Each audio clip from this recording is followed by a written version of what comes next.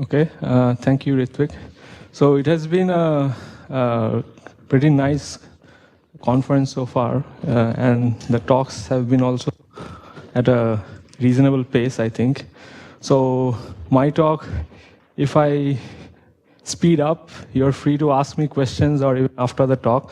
It's going to be a very, very quick review, a 1-hour review, so to speak, of A infinity and L infinity algebras. And you have already seen A infinity algebras in Mohammed's talk and also in Samik's Skype talk. So this will be essentially supplementing, I mean, it will be complementary to those talks, but it will be slightly algebraic in nature and combinatorial as well. And at the end, I'll try to talk about L infinity algebras, which all of these things will probably show up in Janko's talk, which follows later, okay? So let me start with this basic question. So, okay, I'll go there later. So the question is, so let's assume that you have a map S. Okay, so S is a set, and V is a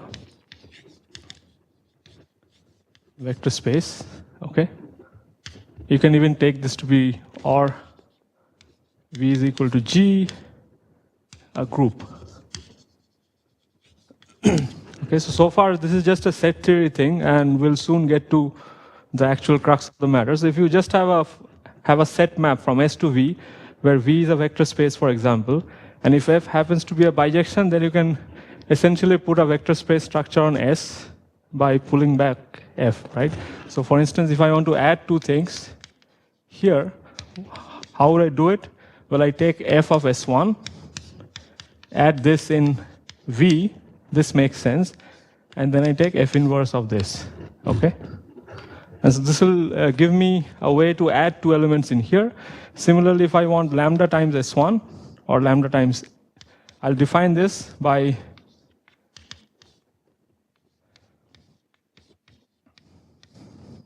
okay? So this is what I'll do. So I basically do everything here, and then I use the fact that if F is a bijection, so this is F, if F is a bijection, okay? So that means it comes with a natural choice of the unique inverse that F has. But in general, what happens is you might have a space, for instance, this might be a continuous map into some group, but this map might not be a bijection in the right setting. So it may not be a homeomorphism, for instance. So the best you can hope for is that it's a homotopy equivalence, meaning that you can have a setting, for example, where it's like this, okay? So X is a space, G is a group, and F is a homotopy equivalence. So homotopy equivalence means if everything, well, so here it means that there are plenty of choices, but you can make a choice of an inverse map, and that's only an inverse up to homotopy, right? So this means there exists F prime from G to X among a whole bunch of them, such that what happens? F composed F prime. So this is a map from G to back to G. So this is homotopic. So this is my notation for homotopic, right? So this is a map from G to G. Identity is a map from G to G. And you're saying that there's a one-parameter family of maps from G to G, which at 0 is the identity, at 1 is this map, correct? And similarly, you have, so let's call this H, let's call this H prime, is the identity of X, okay? So this is also a map from X to X, and you want this to be the homotopic to the identity map from X, yes? Well, so, okay, fine, if you, okay, yes. I mean, you can do it for general groups as well, but fine. So G without any topology would mean this is a discrete topology. But yeah, I mean, like discrete groups are part of this picture, right? So yeah, so the point is you might end up with a slightly more flexible notion that F is a homotopy equivalence, and you want to define some sort of a group structure, for example, here. Okay? So you could do the same thing, right? You could try. So you might say, okay, I'm going to define this product, X2. I define this by actually taking the two things here, multiplying them here, and then going back to x by, say, this choice of f prime, which is not unique, but you make a choice. So let's say this is f prime of f of x1 dot f of x2. Okay. Oh, so this is a bit too short. Where's the midpoint? Here, somewhere. Okay. Okay, anyway, so you could always define this, but now, there are several problems with this. One is that if you try to prove that this binary operation is associative, for instance, it will fail to be associative, right? So why? Because if you just literally write this down, so x3, so this is, I'll leave it to you as a check, okay? So this means, as if I take x1, x2, x3 as 3 dummy variables as a function, this 3-to-1 function on x is not going to be the same as this other 3-to-1 function. And we'll soon see a picture of why this is not going to be the same. Okay? But the point is, they are essentially the same in the sense you have a one-parameter family of maps which connects this 3-to-1 map to this 3-to-1 map. So we'll see how we get that, because we've already made certain choices here. And you have seen this appear in the based loop space setting already in 2 of the talks, because if you think of these as based loops and this operation, forget that it came from f prime. If these operations are concatenations, then this is not the same as that other loop, but these loops are homotopic, and that's what gives you the associativity at the level of pi 1 when it becomes a group. Okay, so these are things you've already seen. So let me just draw a picture for what's going on here. Okay, but this is not bad, because these are homotopic. So when I say these, I mean both these 3-to-1 operations defined this way are homotopic to each other through a one-parameter family of maps. Okay, so what's the picture? So I guess I'll just suggestively use these. Where did I keep that? Yes. So let's say your f. So I use g here. So let me. Okay, fine. So let me. F prime is okay.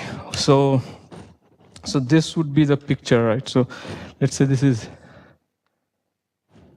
Okay, so let me draw it here, slightly bigger. Okay, this, and then there's some operation going on. So how should you think of, so what is this? Let's write this down. Maybe that will help. This is what? So this is saying you apply f prime to f of this and f of this, right? So this is f of x1 dotted with f of this quantity. This is my definition, right? And then you have to now put what this is. What is that? This is f of x1 dot, now f of whatever that thing is, right? So if I really write it down, this is f of f prime of, then you have to put in those f's, correct?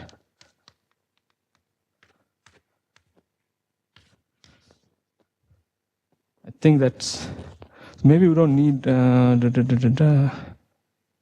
oh, f prime of the whole thing, sorry. So, yes, right? So there's a whole bunch of brackets. The point is, the brackets keep track of themselves almost if you don't interchange the labelings. The point is, this is f prime of f of these two things. And now you see where the trouble might arise. The point is, this thing is not identity, which was there in the previous case, correct? So this is not identity, but you know that it's not that bad because it's homotopic to the identity by this map H. So you could basically say that, basically ignoring this part, putting identity here, this is homotopic to something which looks like f of x1, and this now, because this thing is homotopic to identity, this becomes f of x2 and f of x3.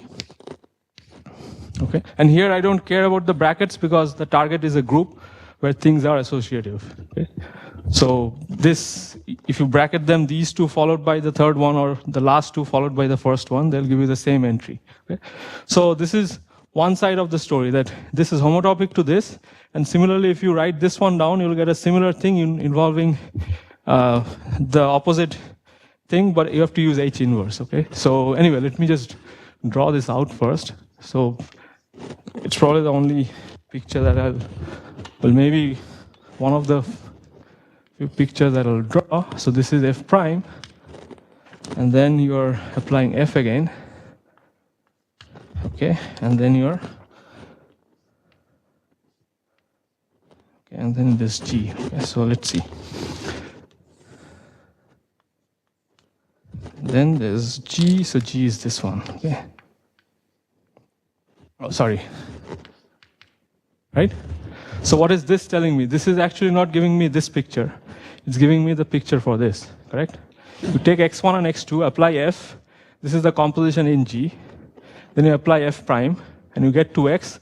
And then you have this whole product, and the x3 coming from the third thing, and then you apply F to both, multiply them, and then use F prime. So this is the right-hand side, and you can draw the picture for the other side. So unfortunately, I should have written this on that side, but you get the picture, that you get a similar picture over here, which essentially looks like this, right? So,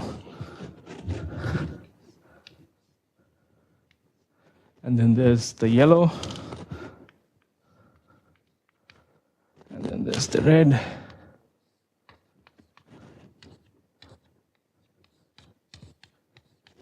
And there's the white. There's the... Okay. And so these two operations will not be the same, but the point is they're both homotopic to this common operation, where you can basically think of this thing as a tree where three things are coming together, and it doesn't matter how they come together because it's associative. Okay, so here sort of the picture is that this is homotopic to this common picture, which is three red things coming in. And then here, so here there's a common way of multiplying things, right? Because this operation is happening in the group where it's already associative. So you don't need binary ways of combining things. So, okay, so that's the point, that it's not that. So this one involves H, or H, I think the way I've done it, H inverse. And this one involves H, but H happening here, the other one H happening on the first strand. Okay? So you get a homotopy from here to here. If you write that down, you can write it down explicitly just by formal inverses and formal symbolic manipulations of H. I'll not do that. Okay, so the thing that we see is that this is not that bad, but one of the first things we observe is that if you're talking about associativity or the structure of associativity being a homotopy invariant, it's not. Because if you take a homotopy equivalence, then this is not going to be a group, for example. It's going to be something which is associative only up to homotopy and so on. And we have seen such examples, right? So the whole thing is, since you've already seen the based loop space, try to keep the based loop space in mind when you think of such an X, because that already has all these properties. Okay, so since I mentioned based loop space, let me just for completeness write down what this is. So this is going to be all map F from S11 to. So my X is usually going to be a base space with a fixed base point x0. I'll not mention it here. This means all continuous maps of this form.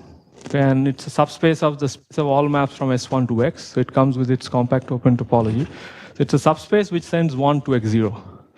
Okay, so this is the base loop space. It's something you have seen. Actually, whatever I'm going to say in the next maybe 5-10 minutes, you have already seen this, that this is supposed to be an A-infinity space in the context of either operads or the way you combine things. But let me just illustrate what some of these first few governing KNs are. So you have seen the notation KN, twice in the same context. One was in Samik's talk where he talked about these KNs being the spaces which govern all such homotopies of combining things. Okay, so let's just see what's happening. So the standard product, if you make a choice, is basically this thing, right? It's alpha of e to the 2 pi, alpha of 2t. This is beta of 2t minus 1. T belongs to 0 half. And t belongs to half 1. Of course, I'm identifying S1 with 0, 1. Okay. Or you can use e to the I theta. Okay. So this is just alpha travel twice as fast, followed by beta travel twice as fast, right? So if this is the usual thing, then, well, one of the first things you see is that it's the same picture. I'll try to draw the same picture now, but now there will be no f and f primes. So it's literally the picture which looks like this, okay? So this is alpha, this is beta, this is gamma, and this is supposed to represent, right? So if you think about it, this is literally saying the unit interval gets divided into 3 parts, a quarter, and then a half, and you go here in 4 times the speed, 4 times and double the speed. That's this thing. And similarly here, you'll get something like this. Okay, so this is, again, the ordering is, it's planar trees, so the ordering doesn't change. So it's alpha dot beta gamma, okay? And this one here, it's basically half, a quarter, and a quarter. And the point is that you can get a whole 1-parameter family of 3-to-1 operations in your base loop space, which at time 0 is this, and at time 1 is this. Okay, so what does it amount to? It amounts to basically saying that we have, so giving a 3-to-1 operation literally means that, see, this is your t, right? So this is my t. So this is my t here.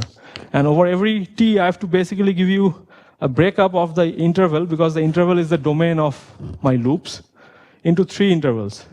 Here it starts by getting quarter, and half. This is 1/4. This is 1/4 and this is half.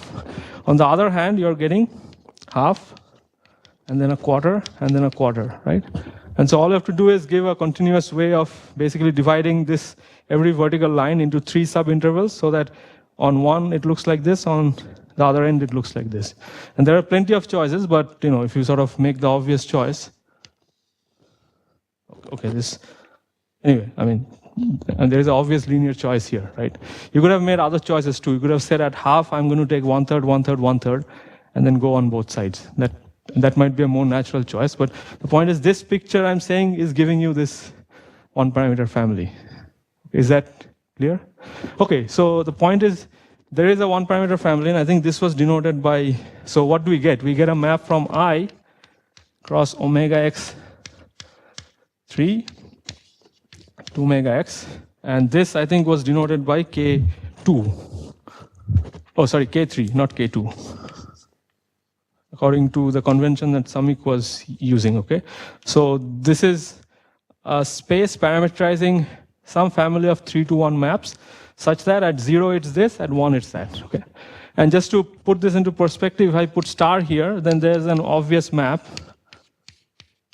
We have already made this choice, right? What is this map? This map is literally the multiplication map. Given 2 loops, concatenate by this procedure. Okay? So this is my K2 by construction or by definition. So what about the next thing? If I have 4 loops and I have these linear ordering, how many ways can I do this? Well, I've seen the picture already, so you probably know what to expect. You basically get a pentagon, right? So one of the key things to note is that, what are we really saying? We're saying that given n loops, the way to combine them up to this fixed ordering is basically the set of planar rooted binary trees with n leaves. And there's a count for that. It's the Catalan number. Okay, so you can actually give I think it's up to a factor, it's n plus 1 choose 2n plus 1 choose n or something like that. But okay, anyway, so what do we get? We get this picture, okay? Maybe draw it slightly bigger. Okay, so I haven't drawn the inside yet, but I'm saying you'll get this picture because you'll basically get something which looks like this. Okay, so this is one way of combining 4 things. It's A, B, and then C, D, and combined together. So this is going to break up the unit interval into 4 quarters, correct? This is half and half, and then you divide it further. This one is going to be something like this, This one is going to be the opposite. Okay, then, well, the other one you can.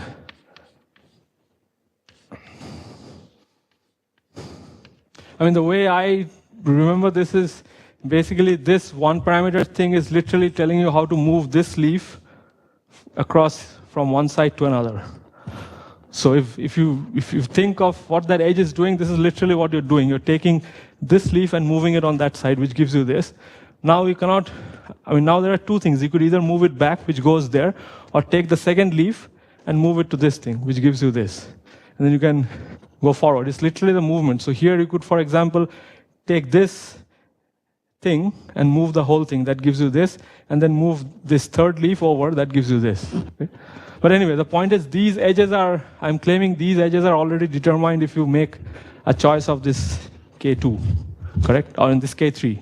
If you make a choice here, then this homotopy will give you all those 5 sides. So the question is, what happens here, right?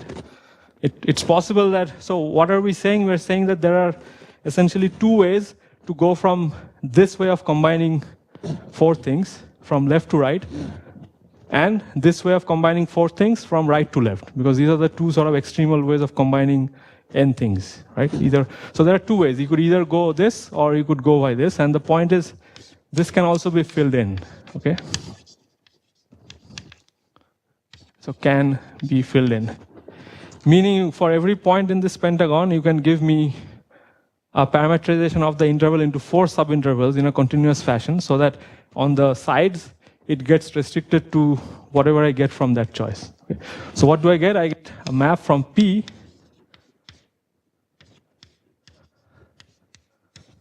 this, and this I'll call, okay, so the red thing goes. So this is called K, well, it's the appropriate thing, right? So K4. Because it parameterizes 4 to 1 operations of the kind that we want. So this is K4. Okay. Okay, so then you can keep going. So if you draw the next thing, then I'll not draw the thing with the trees because it takes quite a bit of time to actually draw it. But if you haven't seen what the next thing is going to be, it's not one of the standard 3-dimensional solids. So I'll just draw a smaller picture. And for those who have seen it, you probably know what it is anyway. So it's going to be something like this. Okay, and then maybe something here.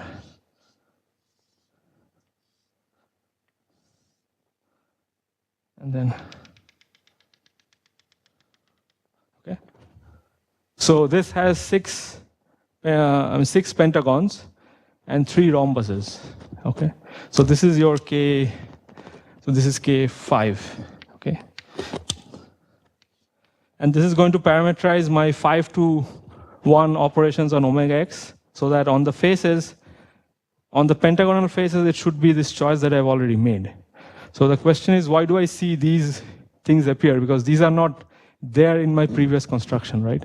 This is a rhombus or a square, but I don't have any squares anywhere. So the point is, the square is basically coming because it's a product of these 2 things. It's a product of 2 intervals, right? And so then you can ask, why is the pentagon not a product of 2 things? Well, it is, because the pentagon is a product of the pentagon, which is a K4, with a K2, which is a point. So it's still a pentagon, right? But the point is the boundary of such things in general will turn out to be a union of faces, where the faces are products of lower dimensional polytopes arising with some conditions. Namely, so you can construct, and there are several different ways you can combinatorially realize these things, either as convex polytopes or study their combinatorics. Construct Kn such that for each Rs satisfying R plus S is equal to N plus 1, there are R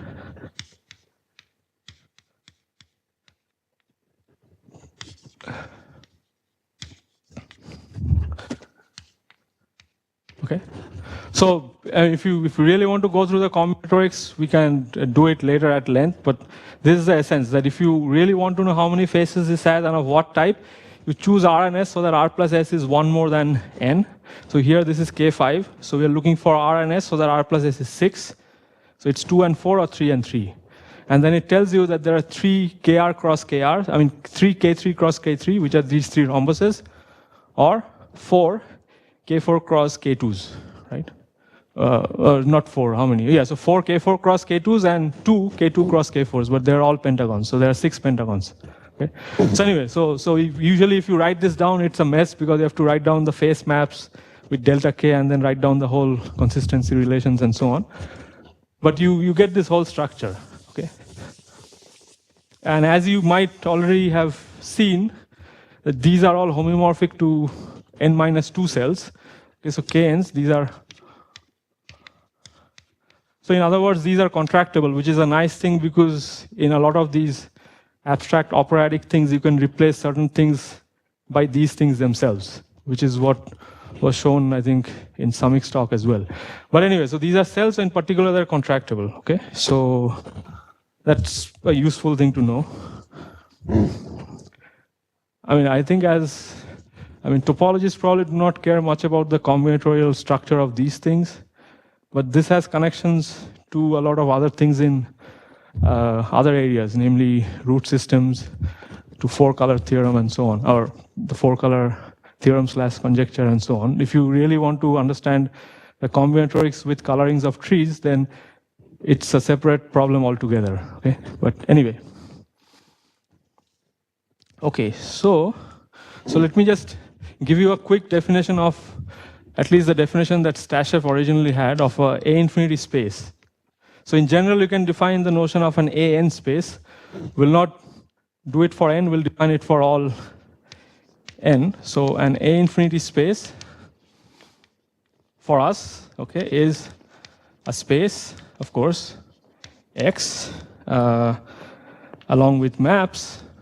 You can almost guess what the definition is going to be. So you have maps M2, M3. So you have maps such that these MIs are maps from K, I guess I need I cross, so X to the R. Okay. See, we already have these maps. This is my M4, which is being parameterized by this thing. And then this is going to be my M5, this whole polyhedra. So these are called Stasheff's polyhedra or associahedra. So you'll get these maps satisfying something. Satisfying what? Well, I'll just write down this. So M2 is a multiplication. Okay, meaning it's a continuous map. Okay, perhaps with a unit up to homotopy. Okay, with a unit E up to homotopy. This is the same thing that shows up in the base loop space. The constant loop at x0 is not a unit, but it's a unit up to homotopy. Okay? But it doesn't say anything about inverses as such. And then you have this other thing that I mentioned. If this is 1 more than I, then you have this.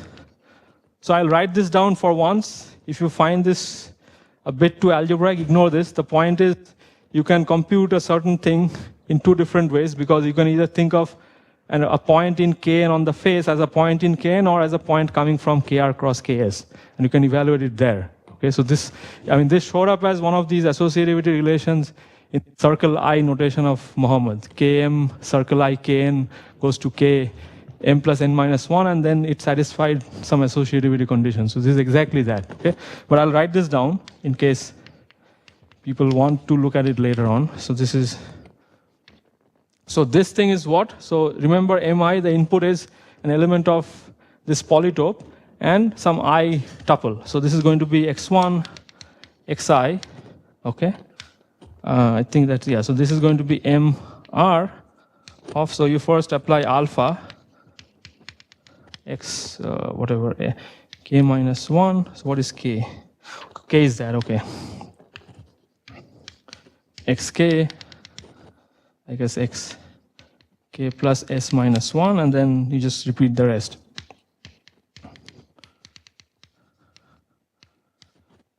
and then there's one. Okay, so there's a beta here. Sorry. So as I said, if you write this down, you just have to sit down and look at what this is saying. This is saying if I want to evaluate the product of I things at a point in Ki, which happens to be in the phase coming from Kr cross Ks, then I can evaluate it using this map, or I can just think of this as a pair of things coming from Kr cross Ks, apply this at the kth position, right? Kth position, club S tuples, apply beta, and then now apply all of that to alpha. This is literally what you want. Okay, this should hold for all I. Okay, so again, it's a good exercise to write this down in the other language and see why this is associativity in the two different ways you have seen. And you've already seen how to stick intervals inside subintervals with markings. This is literally a variation of that. Okay, so such a space is called an A-infinity space, and we have seen an example, or in some sense the only example, omega x. Huh? Oh, so yes, so delta K, see, so here I'm saying you can construct these so that the faces are certain number of copies of Kr cross Ks, and they're labeled 1 through R. So copies meaning what? So like in a simplex, say in a 2 simplex, there are 3 faces, they're all one-dimensional simplices, right? So the face can be thought of as an inclusion of the standard to 3 of the faces. So the delta K is that map. So I'll call these things delta K. So this is a map from Kr cross Ks into Ki, where this is included in the kth face of this type. Okay? So it's just a repackaging. So it's not really, or you can think of it as, so if I give you 2 such things, it can fit inside Ki in R number of ways. You're looking at the kth face of that type. But that literally means combining S things at the kth slot by beta, combining the rest with the thing coming from alpha. Okay?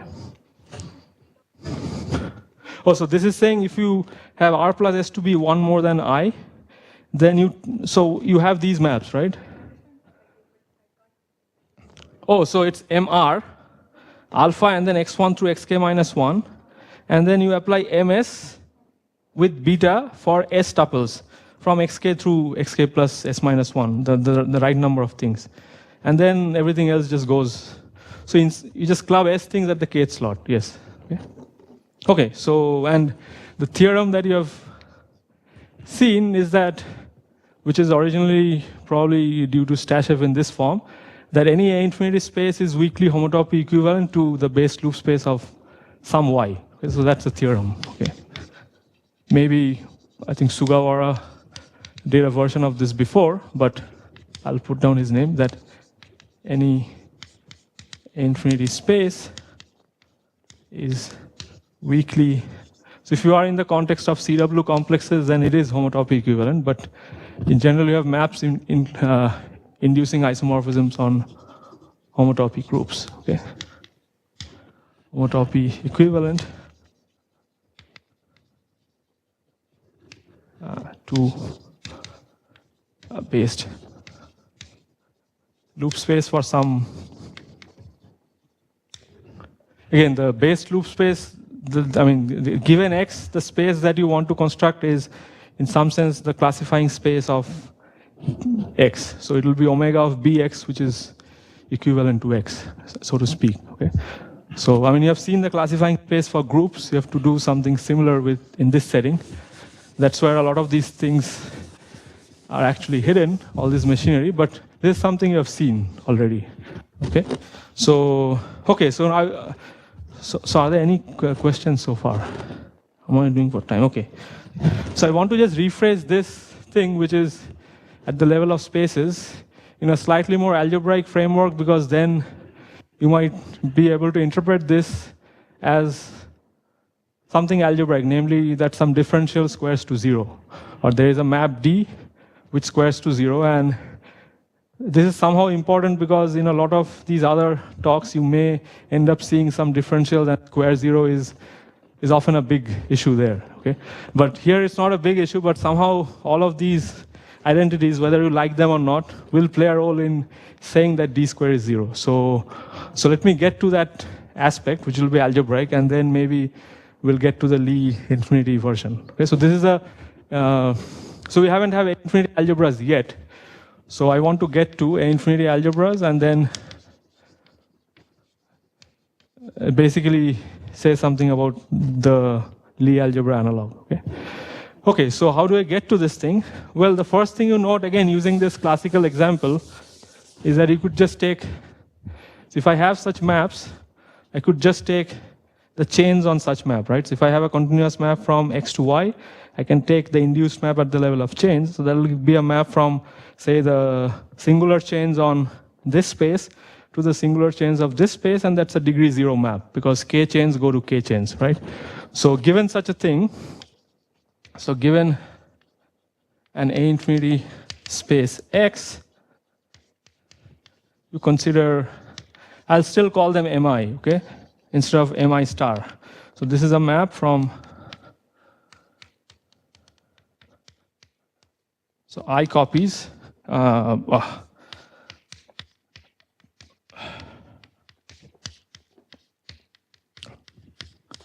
technically it should be chains on the whole product, but if you're working over Q, for example, you should be fine. So you can, essentially you can even replace this with chains of Q, tensor Q copies of them. So let me just write this directly. So you'll get this, okay, tensor, well, it will be tensor because everything will be this linear thing, tensor C star of Ki, C star of X, okay? And there's I many of them. And star basically means all of the degrees put together. This is C0 plus C1 plus C2, the whole thing.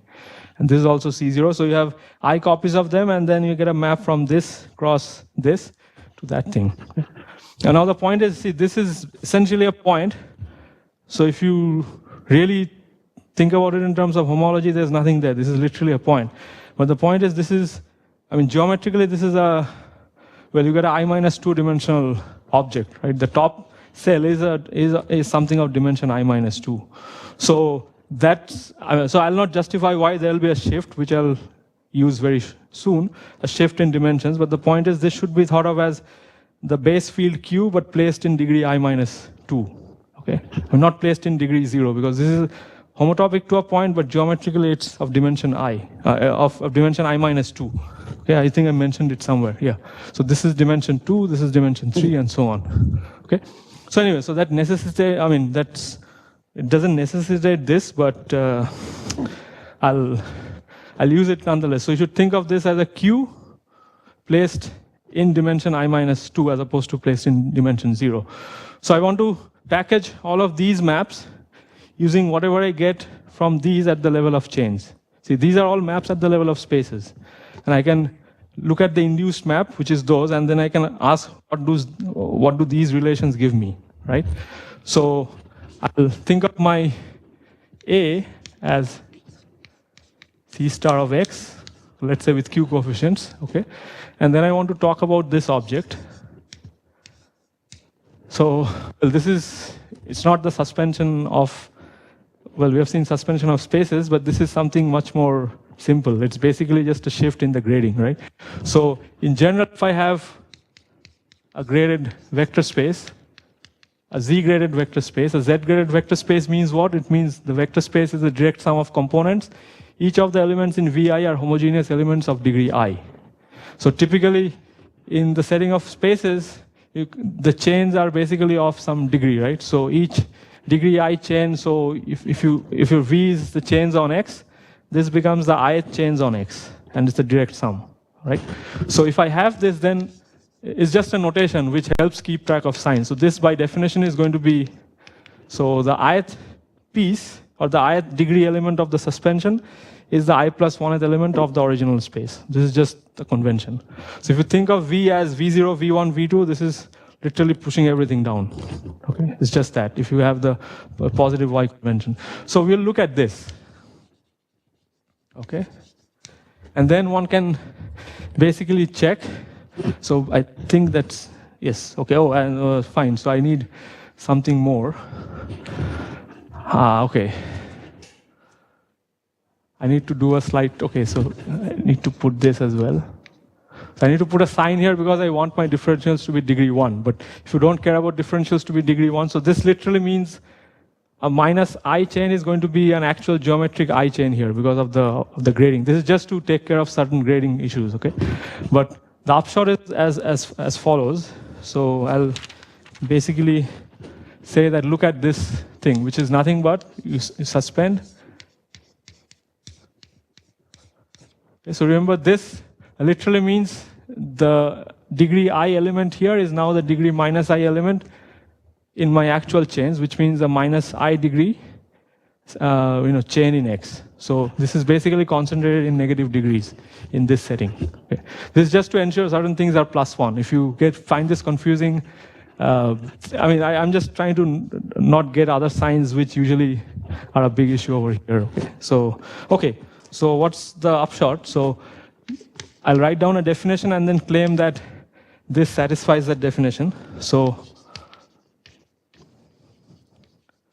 And it satisfies it essentially by a purely algebraic check, which is parameterizing that and writing it down. A vector space V, so this is of this form, Vi,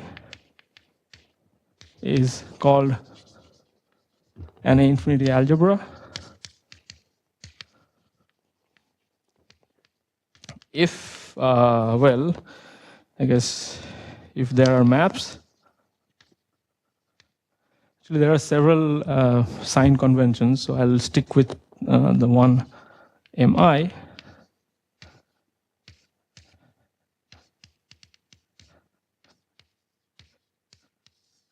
So there's I many of them to suspension of V, okay? So this Mi is a I to 1 map on the suspension, okay? Which is the same thing as an I to 1 map from V to itself. Just the suspension is there for keeping track of certain signs, okay, such that certain things of degree 1. So now degree makes sense because a degree 1 map would mean if I take elements of degree k1, k2, ki, the output is going to be of degree k1, k2, ki plus 1 in this setting. Okay?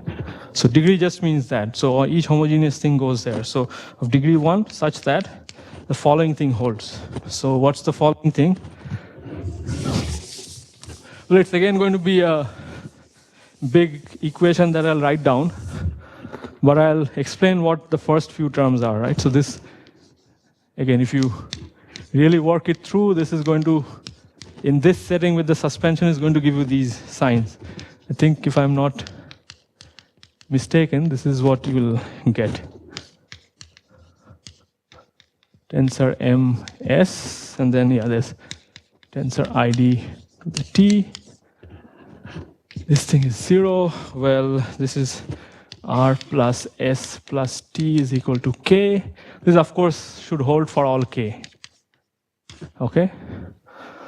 So, well, you might like it or not, but the point is this is, what I'm trying to say is I'll not prove it here. It's essentially a repackaging of this at the chain level. So it's saying you can combine S things in the middle, but this S could vary, and then you can combine the obvious other operation you can do, and if you sum over with signs, this should give you the 0 map. And here I'm not ruling out the possibility of having an M1, which was not there in my setting. We only had M2, M3 onwards. So here what would be an M1? Well, in the algebraic setting, you can throw in M1 and ask for this kind of a compatibility. But I'm claiming the M1 is already there in our example. Why? Because if you work with the chains, even with the minus or with the suspension, at the level of chains, there's the boundary map, right? It takes degree I chain to degree I minus 1. So if I change the sign, it goes up by 1. It becomes degree 1, and then if you suspend, it's still degree plus 1. So there is a candidate for M1 in my setting, which was not there at the level of spaces, because I don't really have a map from X to X, which induces the boundary map from chains on X to chains on X. So you cannot expect something here. But there is a M1 here. And I don't know if it will appear in Mohammed's talk, but often one can talk about M0, because now M0 means it's a map from the ground field to this thing. Okay, so which, of course, wouldn't make much sense here either.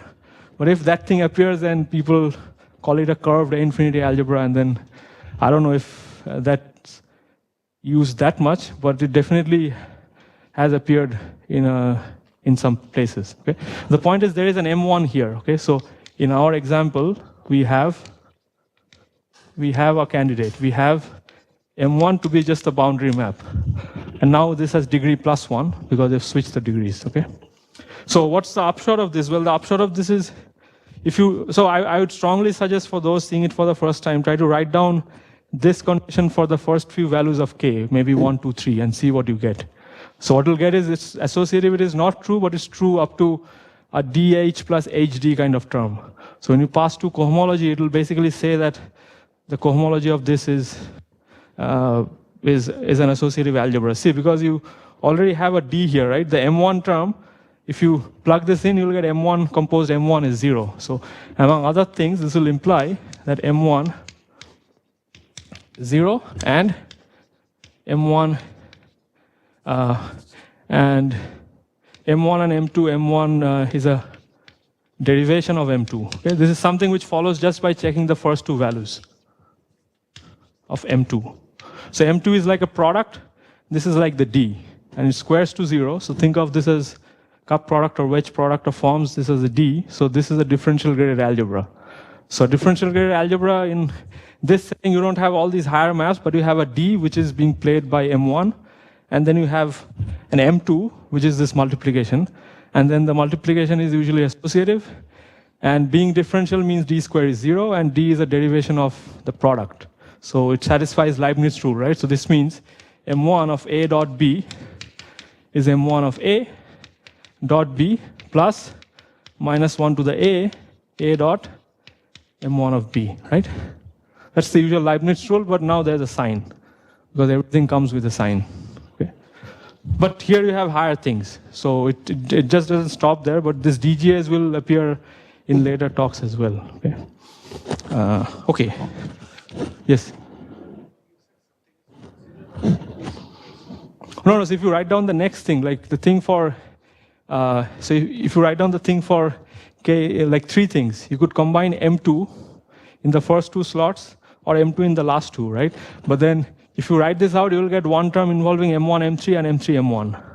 So M1 is like D, right? So it's saying you will get something like DA dot B dot C, which is the 3-array operation, A dot DB dot C, and A dot B dot DC. That's 3 terms, and then the other term is D of ABC.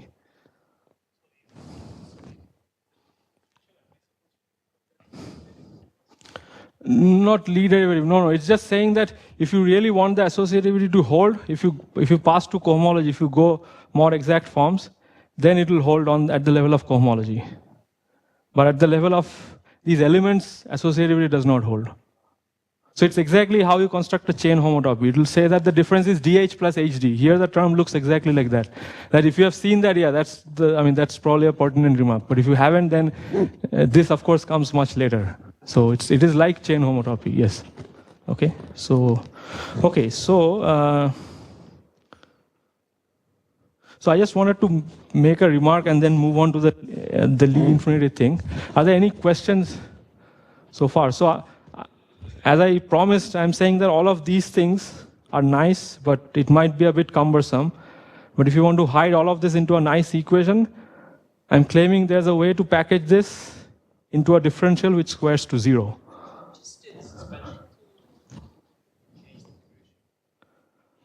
No, so this is, okay, so I think this is to make degree 1, but usually when you have V, then say the degree is 2 minus I.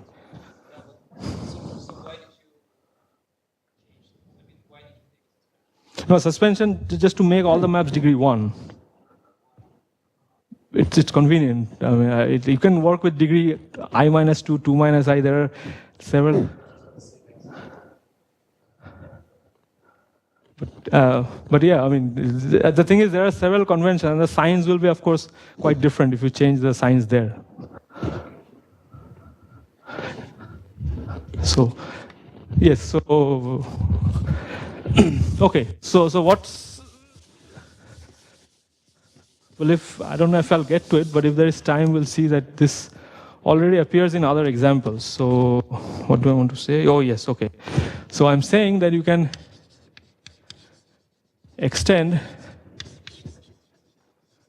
these MIs to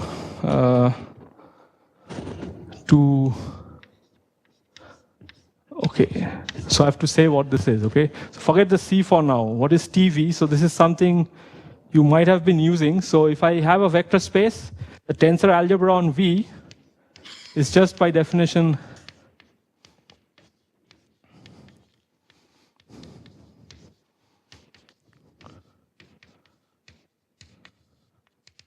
okay, it's just this. It's just the direct sum of these tensor powers of V over itself, right? So V, V square, I mean V tensor V and so on, this huge thing. So why did I write a C here? This, the C is supposed to indicate that you should think of this underlying vector space as a co-algebra. So why should this be a co-algebra? Well, you choose any element here.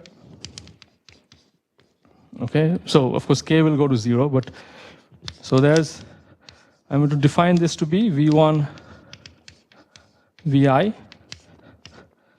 tensor Vi plus 1 tensor Vn, and this of course goes from 1 to n minus 1. So I'm literally saying that there are n minus 1 ways of splitting this into two such factors. So V1 tensor the rest, V1 V2 tensor the rest, all the way up to V1 Vn minus 1, and Vn as the second term. And the reason why I'm writing it using brackets is you should think of this as an element of, in this case, V tensor I, this as an element of V tensor n minus I, right? And they're individual elements of the tensor algebra. See, this is part of TV, and this is part of TV, correct?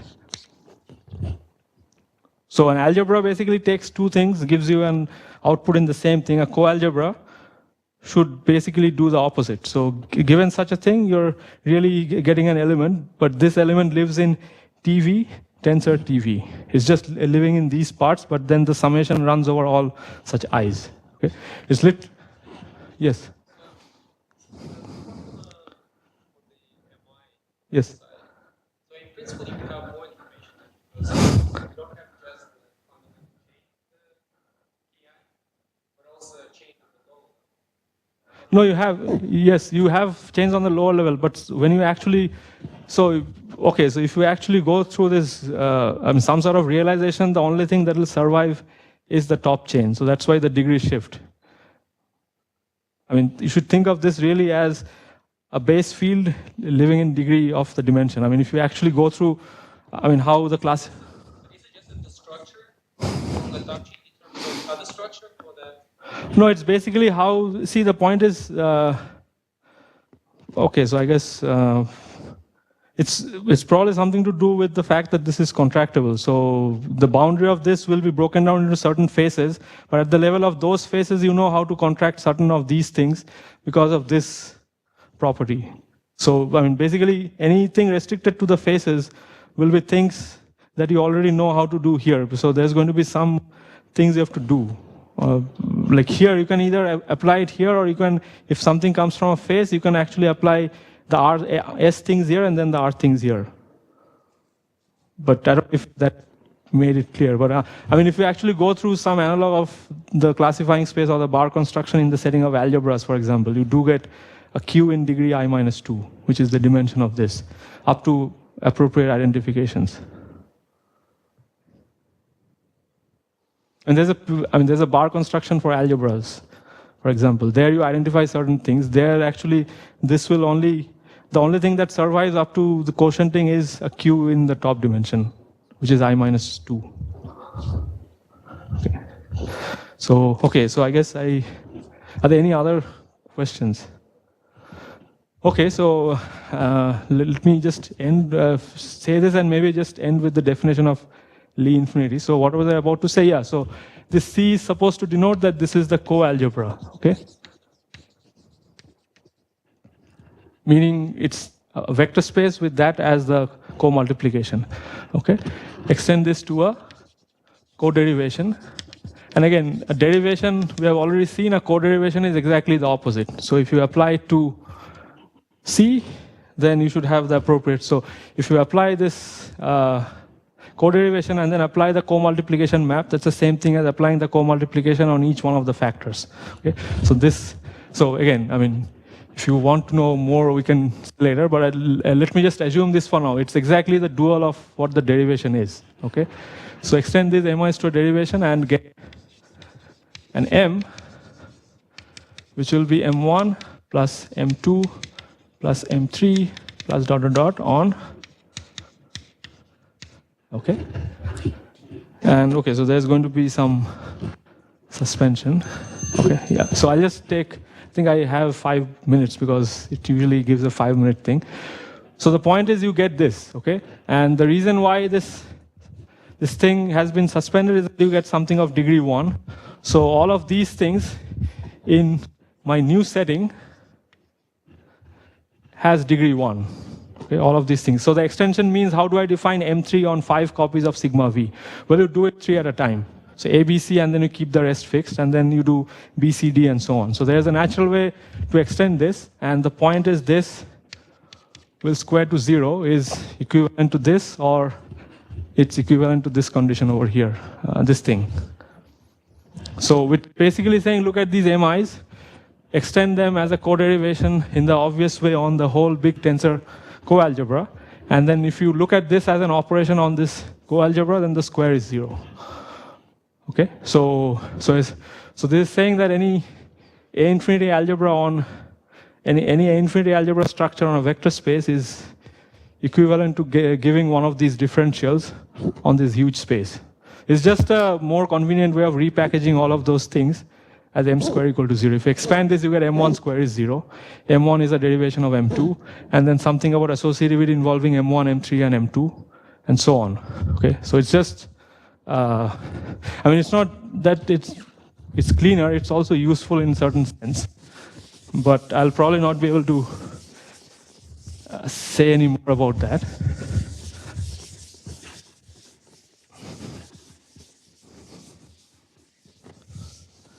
Okay, so I guess, so I'll barely be able to define, I think, Lie. So let me define the basic graded Lie algebra, because I don't know if all of you have seen graded Lie algebras. Probably you have, probably you haven't. So Lie algebras, I'm assuming all of you have seen. So Lie algebra is what? It's a bracket. So you have a G along with a bracket. And usually this is Q symmetric and it satisfies Jacobi. So in the graded sense, you have the same thing. So this is going to be direct sum of GIs, okay? So this, every element has degree I, and then you have this usual thing, right?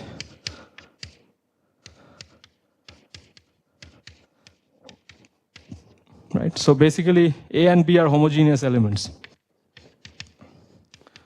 B belongs to Gj. So in the traditional case, there's only one G0 in degree 0, there's nothing else. So you don't see this, you get AB when you switch is minus BA. There's a sign, and this for homogeneous elements, and then similarly you have a Jacobi, which you can write it in several different ways. But I'll write it this way because it's easier to remember. Okay. So you should literally think of this as a derivation of this bracket. So think of this bracket A with whatever here as a derivation. So that means it acts on B and then on C, or up to a sign, which I think, yeah, it appears to be like this. B and then AC, okay? So this is the equal to 0, sorry. So this is the graded Jacobi identity, right? And in our case, we'll often use a map D, which is a map from here to here. Huh? Oh, yeah, oh, yes, correct. Yes. No, wait. Oh, yes, I already wrote the equation. Yes, correct. Yeah, okay, yes. This is equal to this, right? If you put everything on one side, then you get 0. But I want to write it this way so that this is saying that the bracketing with A is a derivation of the bracket itself. It's this, and then up to a sign, it's A going on to the other slot. So the reason why this is more appealing is that this is somehow saying that somewhere D square is 0, but it's happening on the dual.